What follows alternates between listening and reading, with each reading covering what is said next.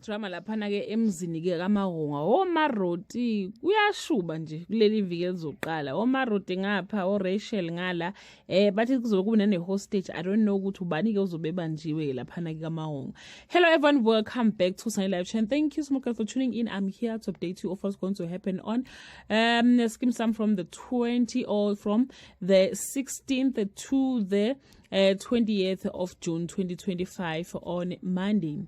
Danger lurks just outside the Mahunga house as a suspicious car pulls up. Lehasa and Craig's authority is tested when a bold inmate challenges the status quo on Tuesday. Matlatsa's good intention lead him into a life-threatening situation. A man's desperate search for his wife proves futile.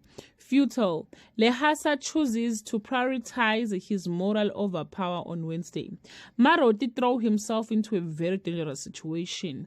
That Austin challenges Lehasa to self-introspection or self-introspect on Thursday.